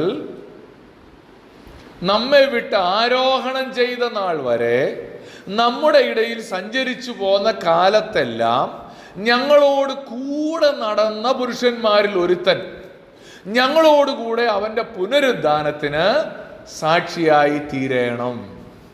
ആ 12ാമത്തെ സ്ഥാനത്തേക്ക് ഒരാളെ തിരഞ്ഞെടുക്കേണ്ടി വരുമ്പോൾ അവൻ എന്തിനൊക്കെ സാക്ഷിയാകണം? യോഹന്നാന്റെ സ്നാനം മുതൽ നമ്മുടെ കൂടെ ഉണ്ടായിരിക്കണം എന്ന് പറഞ്ഞാൽ ഈ 12 കൂടാതെ ഒരു 70 ശിഷ്യന്മാർ യേശുവിനുണ്ടായിരുന്നു അല്ലേ? ഈ രണ്ടായിട്ട് അയച്ച ആ കൂട്ടത്തിലുള്ള ഒരാളായിരിക്കണമെന്നാണ് ഈ പറഞ്ഞതിൻ്റെ ചുരുക്കം. ആ കൂട്ടത്തിലുള്ള 2 പേരെയാണ് അവർ തിരഞ്ഞെടുത്തത്. ആരൊക്കെയാണ്? മത്തിയാസും ബർശബാസ്, യോസെഫ് എന്ന് മറുപേരുള്ള ബർശബാസ്. അപ്പൊ ആ 2 പേര് എന്തിന് സാക്ഷിയായിരിക്കണം? യേശുവിന്റെ പുനരുദ്ധാനത്തിന് സാക്ഷിയായിരിക്കണമെന്ന് അവിടെ പറഞ്ഞത്. പൗലോസ് തന്നെ കുറിച്ച് തന്നെ പറഞ്ഞപ്പോൾ പറഞ്ഞൊരു വാക്ക് നോക്കി. 1 കൊരിന്ത്യ ലേഖനം 9-ാം അധ്യായം 1-ാം വാക്യം. ഞാൻ സ്വതന്ത്രനല്ലയോ? ഞാൻ അപ്പോസ്തോലനല്ലയോ? അതിന് തെളിവായിട്ട് പറഞ്ഞു തന്നെ, നമ്മുടെ കർത്താവായ യേശുവിനെ ഞാൻ കണ്ടിട്ടില്ലയോ? കണ്ടോ? പൗലോസ് പറയുകയാണ്, ഞാൻ കണ്ടു. ആരെ? യേശുവിനെ കണ്ട വ്യക്തിയാണ് എന്ന് പൗലോസ് തന്നെ കുറിച്ച് തന്നെ പറയുകയാണ്. അതുകൊണ്ടാണ് പൗലോസ് ഞാൻ അപ്പോസ്തലനാണെന്ന് ഉറച്ചു പറയാൻ കാരണം. 3, അത്ഭുതങ്ങളും അടയാളങ്ങളും ചെയ്ത വ്യക്തിയായിരിക്കണം. 1-ാം നൂറ്റാണ്ടിലെ സഭയിൽ അത്ഭുതങ്ങളും അടയാളങ്ങളും ചെയ്ത വ്യക്തിയാണ് അപ്പോസ്തോലൻ. അപ്പോസ്തോലന്മാരെ ആണെന്നുള്ളതിന് 3-ാമത്തെ അടയാളമാണ് confirming through signs and wonders. 2 കൊരിന്ത്യർ 12:12. അപ്പോസ്തോലത്വത്തിൻ്റെ ലക്ഷണങ്ങൾ പൂർണ്ണ സഹിഷ്ണുതയിലും അടയാളങ്ങളാലും അത്ഭുതങ്ങളാലും വീര്യപ്രവൃത്തികളാലും നിങ്ങളുടെ ഇടയിൽ വെളിപ്പെട്ടു വന്നുവല്ലോ. അപ്പോസ്തോലത്വത്തിൻ്റെ അടയാളമായിട്ട് അവിടെ പറയുന്നതാണ് അത്ഭുതങ്ങളും അടയാളങ്ങളും വീര്യപ്രവൃത്തികളും ഒക്കെ. മറ്റൊരു വാക്യം കൂടെ നോക്കാം. അപ്പോസ്തല പ്രവൃത്തികൾ തന്നെ 14-ാം അധ്യായം 3-ാമത്തെ വാക്യം. അവിടെ പൗലോസിനെ കുറിച്ചും ബർന്നബാസിനെ കുറിച്ചും ഒക്കെയാണ് പറയുന്നത്. അവിടെ അവരെ കുറിച്ച് പറഞ്ഞൊരു കാര്യമുണ്ട്. എന്താണ്? 3-ാം വാക്യത്തിൽ പറയുകയാണ്, അവരുടെ കയ്യാൽ അടയാളങ്ങളും അത്ഭുതങ്ങളും ഉണ്ടാകുവാൻ വരം നൽകി. എന്നിട്ട് താഴെ 4-ാം വാക്യത്തിൽ ചിലർ അപ്പോസ്തോലന്മാരുടെ പക്ഷത്തിലുമായി എന്ന് പറയുന്നു. അപ്പോൾ പൗലോസിനെയും ബർന്നബാസിനെയും അപ്പോസ്തോലൻ എന്ന് വിളിക്കുമ്പോൾ അവരുടെ കയ്യാൽ ഒരുപാട് അത്ഭുതങ്ങളും അടയാളങ്ങളും നടന്നു എന്ന് കാണുവാനായിട്ട് കഴിയുന്നുണ്ട്. അപ്പോൾ ഞാൻ പറഞ്ഞതിൻ്റെ ചുരുക്കം എത്രയേ ഉള്ളൂ, ഈ 3 ക്രൈറ്റീരിയ വെച്ചിട്ടാണ് ഒരാൾ അപ്പോസ്തോലനാണോ അല്ലയോ. ഇന്ന് അപ്പോസ്തോലന്മാരുണ്ടോ? ഇന്ന് അപ്പോസ്തോലന്മാരുണ്ടോ? സഭയുടെ ഒരു സ്ഥാനി എന്ന നിലയിൽ ഇന്ന് അപ്പോസ്തോലന്മാരില്ല. സഭയിൽ ഒരു സ്ഥാനി എന്ന നിലയിൽ ഇന്ന് അപ്പോസ്തോലന്മാരില്ല. അപ്പോസ്റ്റൽ ബേസിൽ ജോർജ് എന്ന് ഞാൻ നാളെ പേരിട്ടാലേ, എൻ്റെ പേരിട്ടാൽ അത് വേദപുസ്തകത്തിന് നിരക്കുന്ന ഒരു കാര്യമല്ല. എന്നാൽ അയക്കപ്പെട്ടവൻ, ദൂതൻ, മിഷണറി എന്ന അർത്ഥത്തിൽ ഒരാൾ എന്നെ അപ്പോസ്തലൻ എന്ന് വിളിച്ചാൽ അതൊരു സ്ഥാനമല്ല, പിന്നെന്താണ്? എൻ്റെ ഒരു ശുശ്രൂഷയാണ് എന്ന അർത്ഥത്തിൽ എനിക്ക് വേണമെങ്കിൽ എന്ത് ചെയ്യാം? നമ്മൾ യേശുവിനെ അപ്പോസ്തലൻ എന്ന് വിളിച്ചു, ബർന്നബാസിനെ അപ്പോസ്തലൻ എന്ന് വിളിച്ചു, എപ്പഫ്രോദിത്തോസിനെ ദൂതൻ എന്ന് വിളിച്ചപ്പോൾ ആ അർത്ഥത്തിൽ അപ്പോസ്തലൻ എന്ന വാക്ക് ഉപയോഗിച്ചു. അതൊരു ടൈറ്റിലായിട്ടല്ല, പിന്നെന്തായിട്ടാണ്? വിശേഷണമായിട്ടാണ്. അവൻ ചെയ്യുന്ന ശുശ്രൂഷയെക്കുറിച്ചുള്ള വിശേഷണം. എനിക്ക് സഭയിൽ ഇന്ന് അപ്പോസ്തലൻ എന്ന സ്ഥാനിയില്ല.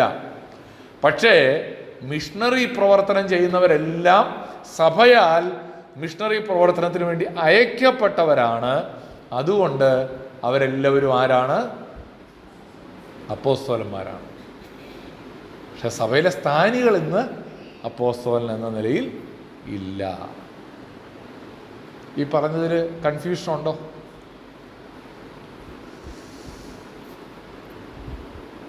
ഇന്ന് പല ആളുകളും സ്വയം അപ്പോസ്തലൻ എന്ന് വിളിക്കുന്നവരുണ്ട്. അത് വേദപുസ്തകത്തിന് നിരക്കുന്ന ഒരു ടൈറ്റിലല്ല. നമ്മൾ ഈ കാര്യം നന്നായി മനസ്സിലാക്കിയിരിക്കണം. പക്ഷെ പൗലോസ് അപ്പോസ്തലനാകുന്നു എന്നുള്ള കാര്യം വളരെ ശക്തമായി ഇവിടെ ഊന്നിപ്പറയുകയാണ്.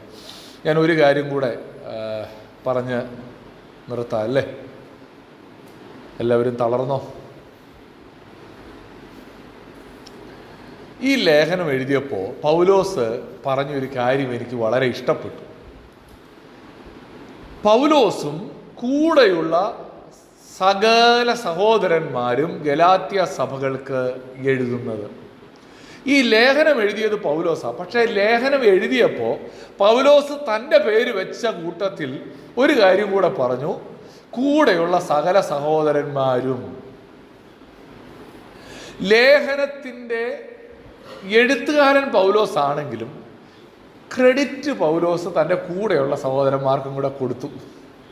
നമ്മളാണെങ്കിൽ എന്തോ ചെയ്യും? ഞാൻ മാത്രം, ഞാനില്ലായിരുന്നെങ്കിൽ കാണായിരുന്നു എന്ന രീതിയിലാണ് പലരും പ്രവർത്തിക്കുന്നതും എഴുതുന്നതും. പക്ഷെ പൗലോസ് നമ്മുടെ മുമ്പിൽ വയ്ക്കുന്നൊരു മാതൃക വ്യത്യസ്തമായൊരു മാതൃകയാണ്. എന്താണ് പൗലോസിൻ്റെ മാതൃകയുടെ വ്യത്യസ്തത? പൗലോസ് പറയുന്നത് ഈ ലേഖനം എഴുതുമ്പോൾ കൂടെയുള്ള സഹോദരന്മാരെ കൂടെ ചേർത്ത് നിർത്തുകയാണ്. ഞാൻ അവിടെ നിന്നുകൊണ്ട് ഒരു ചിന്ത, എൻ്റെ ഹൃദയത്തിൽ ദൈവാത്മാവ് പഠിപ്പിച്ച ഒരു ചിന്ത ഞാൻ നിങ്ങളോട് പറയാനായിട്ട് ആഗ്രഹിക്കുകയാണ്. Accommodate others in our ministry. നമ്മുടെ ശുശ്രൂഷയായിരിക്കും കേട്ടോ, പക്ഷെ നമ്മുടെ സഹോദരന്മാരെ കൂടെ ചേർക്കണം.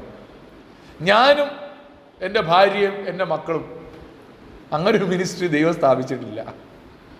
ദൈവം സ്ഥാപിച്ച മിനിസ്ട്രി അങ്ങനല്ല. എനിക്ക് മാത്രം ക്രെഡിറ്റ് എടുക്കുന്ന ഒരു മിനിസ്ട്രിയും കർത്താവ് തന്നിട്ടില്ല. കർത്താവ് തന്ന മിനിസ്ട്രി എങ്ങനെയുള്ള മിനിസ്ട്രിയാണെന്നറിയാമോ? ടീം വർക്കാണ് കർത്താവ് ഏൽപ്പിച്ചത്. ദൈവം എനിക്കായിരിക്കാം നിയോഗം തന്നത്, പക്ഷെ എൻ്റെ ശുശ്രൂഷയിൽ പൗലോസിനെ ജാതികളുടെ ഇടയിൽ അപ്പോസ്തലനായിട്ട് അയക്കുകയാണ്. പക്ഷേ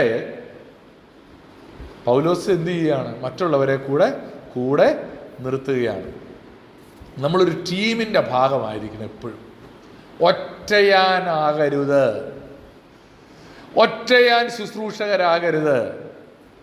ദൈവം നമ്മളെക്കുറിച്ച് ആഗ്രഹിക്കുന്ന അങ്ങനെയാണ്. ഞാൻ ഇൻഡിപെൻഡൻറ്റ് മിനിസ്ട്രിയാണ് അല്ലേ? ഇൻഡിപെൻഡൻറ്റ്. ഇപ്പോൾ കുറച്ച് നാളേ ആയുള്ളൂ, ഒരു കഴിഞ്ഞൊരു 10-25 കൊല്ലത്തിൻ്റെ ഇടയിലാണ് ഇൻഡിപെൻഡൻറ്റ്. ഏത് കൂട്ടായ്മയിലാണ് പോകുന്നത്? ഒരു ഇൻഡിപെൻഡൻറ്റ് കൂട്ടായ്മയിലാണ്. എല്ലാവരും ഇൻഡിപെൻഡൻ്റാണ്. ഈ ഇൻഡിപെൻഡൻറ്റ് എന്ന് പറയുന്ന ഒരു മിനിസ്ട്രി സഭയിലില്ല. ഞാനത് തെളിയിക്കാം. പൗലോസ് ഇൻഡിപെൻഡൻ്റ് ആയിട്ടാണോ പ്രവർത്തിച്ചത്? ആണോ അല്ലയോ? ഇനിയിപ്പോൾ ആണെന്ന് പറയാൻ അങ്ങനെ പറ്റുമല്ലോ, ഇത്ര ഞാൻ പറഞ്ഞ സ്ഥിതിക്ക്. പൗലോസ് ഇൻഡിപെൻഡൻ്റ് ആയിട്ടല്ല പ്രവർത്തിച്ചത്. പൗലോസിനെ കുറിച്ച് നമ്മൾ പഠിക്കേണ്ട ഒരു പ്രധാനപ്പെട്ട കാര്യം, പൗലോസ് എവിടെ പോയി പ്രവർത്തിച്ചാൽ തിരിച്ചു വന്നിട്ട് ഒരു റിപ്പോർട്ട് കൊടുക്കും. ഞാൻ ആരുടെയും കീഴിലല്ല, ഞാൻ ആർക്കും അടിമയല്ല എന്നൊന്നുമല്ല പൗലോസ് പറഞ്ഞത്.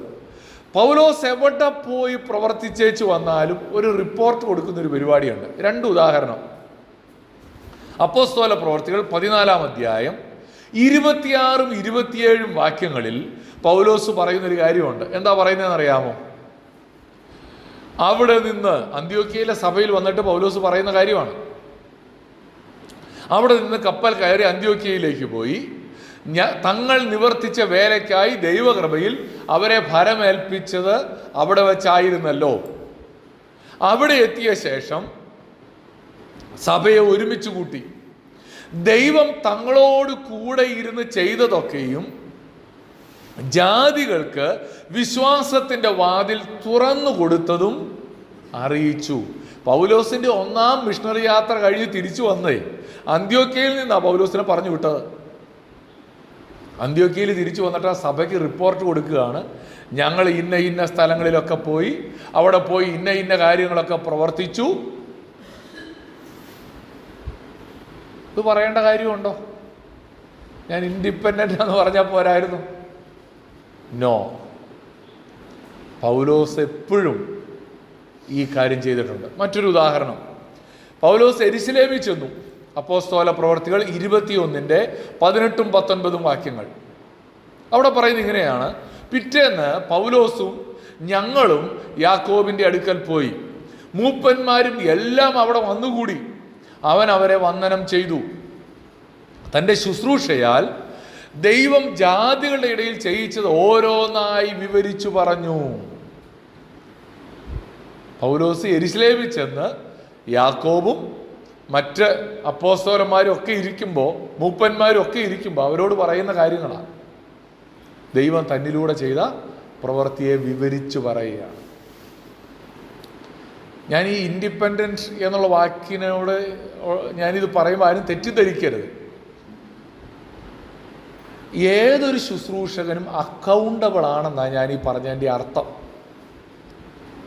ഏതൊരു ശുശ്രൂഷകനും അക്കൗണ്ടബിൾ ആണ്. ഞാൻ കണക്ക് ബോധിപ്പിക്കേണ്ട ആളാണ്.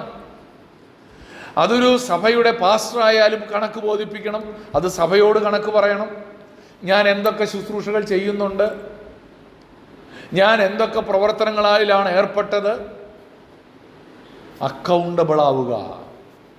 ഇതാണ് ദൈവം ഏതൊരു ശുശ്രൂഷനെ കുറിച്ചും ആഗ്രഹിക്കുന്നത്.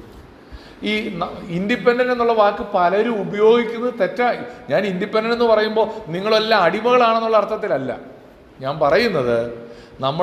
ദൈവം നമ്മളൊരു ഏൽപ്പിച്ച വേല നമ്മൾ ചെയ്യുമ്പോൾ തന്നെ നമ്മൾ സഭയോട്, നമ്മുടെ സഹവിശ്വാസികളോട്, നമ്മളെ ശുശ്രൂഷ ഏൽപ്പിച്ചവരോട് അക്കൗണ്ടബിൾ ആയിരിക്കണം. ഇതാണ് ആ വാക്കിൻ്റെ അർത്ഥം നമ്മൾ മനസ്സിലാക്കേണ്ടത്. അല്ലാതെ ഞാൻ ആർക്കും കണക്ക് ബോധിപ്പിക്കേണ്ടതില്ല എന്ന് ആരും തെറ്റിദ്ധരിക്കരുത്. ഇപ്പം ഞാനൊരു സഭ തുടങ്ങിയാൽ ഞാനൊരു സഭ അങ്ങ് ഇൻഡിപെൻഡൻ്റ് ആയിട്ട് തുടങ്ങിയെന്ന് വിചാരിക്കുക, ഞാൻ അക്കൗണ്ടബിൾ ആണോ? എൻ്റെ സഭ അല്ലേ, ആ സഭയുടെ ഓമനപ്പേരെന്തായിരിക്കും? ബേസിൽ ജോർജ് പാസ്റ്ററുടെ സഭ എന്നായിരിക്കും. പക്ഷെ ബേസിൽ ജോർജ് പാസ്റ്ററുടെ സഭ എന്ന് പേരിട്ടാലും ആ സഭയോട് ഞാൻ അക്കൗണ്ടബിൾ ആണ്. അവിടുത്തെ വിശ്വാസികളോട് ഞാൻ കണക്ക് പറയണം. എൻ്റെ ഇൻഡിപെൻഡൻസ് എനിക്ക് ആരോടും കീഴ്പ്പെടാൻ മനസ്സില്ലാഞ്ഞിട്ടാണ് ഞാൻ അങ്ങനെ ഒരു മിനിസ്ട്രി തുടങ്ങിയെങ്കിൽ അത് ബിബ്ലിക്കലല്ല. അത് ബിബ്ലിക്കലല്ല. ആരോടും വിധേയപ്പെടാൻ മനസ്സില്ലാഞ്ഞിട്ടാണ് ഞാനൊരു സഭ തുടങ്ങുന്നതെങ്കിൽ അത് ബിബ്ലിക്കലല്ല. ഞാൻ എവിടെ ശുശ്രൂഷ ചെയ്താലും ഞാൻ ശുശ്രൂഷ എനിക്കൊരു അഡ്രസ്സ് ഉണ്ടാകണം. അതൊരു സഭയുടെ അഡ്രസ്സാണ്. ഓക്കെ, ഞാൻ അത്രയും പറഞ്ഞ് അവിടെ വിടുകയാണ്. ആരെയും കടന്ന് ആക്രമിച്ചതൊന്നുമല്ല കേട്ടോ. പക്ഷെ ഇത് നമ്മൾ പഠിക്കാതെ പോകരുത്. ഇത് കാരണം ഈ കാലഘട്ടത്തിൻ്റെ ഒരു പ്രവണതയാണ്. എനിക്കും ഇതേ പ്രലോഭനം ഉണ്ടായിട്ടുണ്ട് ഇൻഡിപെൻഡൻ്റ് ആയിട്ട് പ്രവർത്തിക്കാൻ. പക്ഷെ അവിടുത്തെ ഒരു പ്രശ്നം ഈ അക്കൗണ്ടബിലിറ്റിയുടെ പ്രശ്നമാണ്. We have to be accountable എന്നുള്ളതാണ് ഇതിലൂടെ ഞാൻ പറയാനായിട്ട് ശ്രമിച്ചത്. ഇനി ഒരു 3 വാക്യം പെട്ടെന്ന് പറഞ്ഞ് അവസാനിപ്പിക്കാം. സല്യൂട്ടേഷൻ. പൗലോസ് 3, 4, 5 വാക്യങ്ങളിൽ പറയുന്ന സല്യൂട്ടേഷനാണ് നമുക്കവിടെ കാണാൻ കഴിയുന്നത്.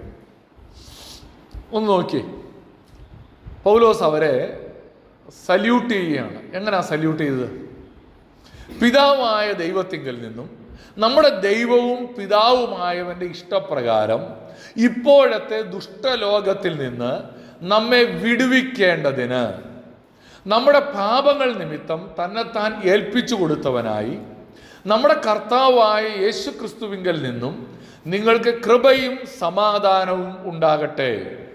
അവന് എന്നേക്കും മഹത്വം. ആമേൻ. ഇവിടെ പൗലോസ് അപ്പോസ്തലൻ അവരെ വന്ദനം ചെയ്യുകയാണ്. അവരെ വന്ദനം ചെയ്യുമ്പോൾ പൗലോസ് ഉപയോഗിക്കുന്ന ഒരു ഭാഷാ ശൈലിയാണ് കൃപയും സമാധാനവും. ഈ യഹൂദന്മാർക്ക്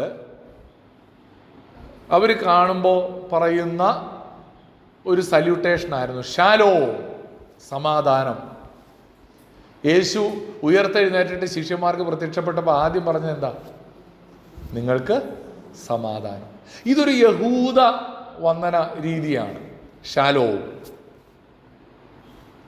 എന്നാൽ പൗലോസ് ജാതികളുടെ അപ്പോസ്തലനാണ്. അതുകൊണ്ട് പൗലോസ് അഭിസംബോധന ചെയ്തപ്പോൾ 2 വാക്കുകൾ ഉപയോഗിക്കുകയാണ്: കൃപയും സമാധാനവും. കൃപയും സമാധാനവും. കൃപ, ഗ്രേസ് എന്നുള്ളതിന് ഗ്രീക്ക് ഭാഷയിൽ ഉപയോഗിച്ചിരിക്കുന്ന വാക്കാണ് കാരിസ്. ആ വാക്കാണ്. ചാരിസ് എന്നാണ് ചിലർ വായിക്കുക,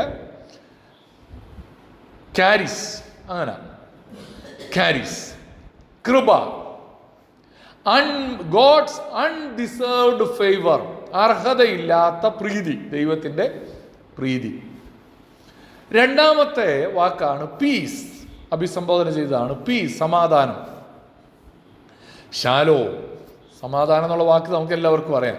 പക്ഷെ അതുകൊണ്ട് ഉദ്ദേശിക്കുന്ന ഒരാശയം ദൈവത്തിൻ്റെ എല്ലാ അനുഗ്രഹങ്ങളും നിങ്ങൾക്കുണ്ടാകട്ടെ എന്നുള്ള അർത്ഥത്തിലാണ് ആ വാക്ക് യഹൂദന്മാർ ഉപയോഗിച്ചത്. അപ്പോൾ പൗലോസ് ഗലാത്യ സഭയെ അഭിസംബോധന ചെയ്തപ്പോൾ അവർക്ക് ആശംസിച്ചത്, വന്ദനം ചെയ്തത് എന്താണ്? നിങ്ങൾക്ക് കൃപയും സമാധാനവും ഉണ്ടാകട്ടെ. ഇനി ഈ കൃപയുടെയും സമാധാനത്തിൻ്റെയും ഉറവിടത്തെക്കുറിച്ച് പൗലോസ് പറയുന്നുണ്ട്. 2 ഉറവിടങ്ങളാണ്, സോഴ്സസ് ആണ് പൗലോസ് അവിടെ പറയുന്നത്. ഒന്ന്, 3-ാം വാക്യം തുടങ്ങുന്നത് എന്താണ്? പിതാവായ ദൈവത്തിങ്കൽ നിന്ന്. അപ്പൊ കൃപയുടെയും സമാധാനത്തിൻ്റെയും ഉറവിടമായി പൗലോസ് ഇവിടെ പറയുന്നത് പിതാവായ ദൈവം. രണ്ടാമതായിട്ട് പറയുന്നത് 4-ാം വാക്യത്തിന്റെ തുടക്കത്തിൽ പറയുകയാണ്, കർത്താവായ യേശു ക്രിസ്തുവിങ്കൽ നിന്നും കൃപയും സമാധാനവും. പക്ഷേ അത്രയും പറഞ്ഞ് നമ്മൾ വിടാൻ പാടില്ല. അവിടെ യേശു ക്രിസ്തുവിനെ കുറിച്ച് പറഞ്ഞപ്പോൾ ഒരു വിശദീകരണം പൗലോസ് കൊടുക്കുന്നുണ്ട്. എന്താണ് ആ കൊടുത്ത വിശദീകരണം എന്ന് നോക്കി. 3-ാം വാക്യത്തിൽ ഇങ്ങനെയാ പറയുന്നത്, ദൈവവും പിതാവുമായവന്റെ ഇഷ്ടപ്രകാരം ഇപ്പോഴത്തെ ദുഷ്ടലോകത്തിൽ നമ്മെ വിടുവിക്കേണ്ടതിന് നമ്മുടെ പാപങ്ങൾ നിമിത്തം തന്നെത്താൻ ഏൽപ്പിച്ചു കൊടുത്തവനായ നമ്മുടെ കർത്താവായ യേശു ക്രിസ്തു. 2 കാര്യങ്ങളാണ് യേശുവിനെ കുറിച്ച് വിശേഷണം നൽകിയത്. ഒന്ന്, പിതാവിൻ്റെ ഇഷ്ടപ്രകാരം തന്നെത്താൻ ഏൽപ്പിച്ചു കൊടുത്തവൻ. 2, ഈ ദുഷ്ടലോകത്തിൽ നമ്മെ വിടുവിക്കേണ്ടതിന് വേണ്ടി, വീണ്ടെടുക്കേണ്ടതിന് വേണ്ടി തന്നെത്താൻ ഏൽപ്പിച്ചു കൊടുത്തവൻ. ഈ 2 വിശേഷണങ്ങൾ പൗലോസ് അപ്പോസ്തലന് യേശുവിന് കൊടുക്കുന്നുണ്ട്. ഇതെന്തിനായിരിക്കും പൗലോസ് ഈ കാര്യം ഇവിടെ ഊന്നി പറയാൻ കാര്യം? യേശുവിനെ കുറിച്ച് പറയുമ്പോഴേ പിതാവായ ദൈവത്തിങ്കൽ നിന്നും നമ്മുടെ കർത്താവായ യേശു ക്രിസ്തുവിങ്കൽ നിന്നും നിങ്ങൾക്ക് കൃപയും സമാധാനം ഉണ്ടാകട്ടെ എന്നങ്ങ് പറഞ്ഞാൽ പോരെ? എന്തിനാണ് ഇങ്ങനെ യേശു ക്രിസ്തുവിൻ്റെ ക്രൂശു മരണത്തെ ഓർമ്മിപ്പിക്കുന്നൊരു വാചകം അവിടെ കൊണ്ടുവന്നത്? അങ്ങനെ കൊണ്ടുവന്നതിൻ്റെ കാരണം, ഈ ഗലാത്യയിലെ സഭ വാസ്തവത്തിൽ ക്രിസ്തുവിനോട് ഡിറ്റാച്ച്ഡ് ആവുകയാണ്. ഞാൻ നേരത്തെ പറഞ്ഞു, ന്യായപ്രമാണത്തിൻ്റെ പ്രവൃത്തികളാൽ തന്നെത്താൻ നീതീകരിക്കുന്ന നിങ്ങൾ ക്രിസ്തുവിൽ നിന്ന് വേർപെട്ടു പോയി എന്ന് 5-ാം അധ്യായത്തിൽ പൗലോസ് പറയുന്നുണ്ട്. അതിനെ ഓർമ്മിപ്പിക്കുക, ഒന്ന് കുത്തി പറഞ്ഞതാ പൗലോസ്. നമ്മൾ പറയുമല്ലോ കുത്തി പ്രസംഗിക്കുക എന്നതുപോലെ ഒന്ന് കുത്തി എഴുതിയതാ. നിങ്ങൾ ആ വിട്ടുപോയ ക്രിസ്തു ഇല്ലേ, നിങ്ങൾ ഈ ന്യായപ്രമാണത്തിൻ്റെ പ്രവൃത്തികളാൽ സ്വയം നീതീകരിക്കപ്പെടാൻ ശ്രമിക്കുകയല്ലേ. പക്ഷേ ആ നിങ്ങൾ വിട്ടുകളയുന്ന ക്രിസ്തു ഉണ്ടല്ലോ, അവനാ നിങ്ങൾക്ക് വേണ്ടി തന്നെത്താൻ ഏൽപ്പിച്ചു കൊടുത്തത്. അവനാണ് നിങ്ങളെ വീണ്ടെടുക്കുന്നത്. ആ ക്രിസ്തു ദുഷ്ടലോകത്തിൽ നിങ്ങളെ വീണ്ടെടുക്കുന്ന. ഗലാത്യർ 2:21 പൗലോസ് പറയുന്നൊരു കാര്യമുണ്ടല്ലോ, ഞാൻ ദൈവത്തിൻ്റെ കൃപ വൃഥാവാക്കുന്നില്ല. അതിൻ്റെ അർത്ഥം ഇത്രയേ ഉള്ളൂ, നിങ്ങൾ വൃഥാവാക്കുന്നു. പിന്നെ പറയാണ്, ന്യായപ്രമാണത്താൽ നീതി വരുന്നുവെങ്കിൽ ക്രിസ്തു മരിച്ചത് വെറുതെയല്ലോ. നിങ്ങൾ പറയുന്നത് ക്രിസ്തു മരിച്ചത് വെറുതെയാണെന്നാണ് ഗലാത്യ സഭയോട്. എന്ന് പറഞ്ഞാൽ ഇടയ്ക്കിടയ്ക്ക് ഒരു കുത്ത് പൗലോസ് കൊടുത്തോണ്ടിരിക്കുക. നിങ്ങളിങ്ങനെ പരിച്ഛേദനയാലാണ് നീതീകരണമെന്ന് വിചാരിക്കുന്നുണ്ടെങ്കിൽ നിങ്ങൾ എന്താണ്, ക്രിസ്തു മരിച്ചത് വെറുതെയാണെന്നാണ് പറയുന്നത് എന്നുള്ള കാര്യം അവിടെ ഓർമ്മിപ്പിക്കുകയാണ്. അപ്പോൾ നമുക്ക് ഈ വേദഭാഗത്ത് നിന്ന് മനസ്സിലാക്കാൻ കഴിയുന്നത്, പൗലോസ് അവരെ വന്ദനം ചെയ്യുമ്പോൾ യേശു ക്രിസ്തുവിനെ ഊന്നി പറയാം. ഞാൻ അവസാനിപ്പിക്കാം. 5 ആസ്പെക്ട്സ് ഈ വാക്യത്തിൽ, ഇതേ വാക്യത്തിൽ നിന്ന് തന്നെ ഞാനൊന്ന് ചൂണ്ടിക്കാണിച്ചേച്ച് വീണ്ടെടുപ്പിൻ്റെ, വിടുതലിൻ്റെ 5 ആസ്പെക്ട്സ്.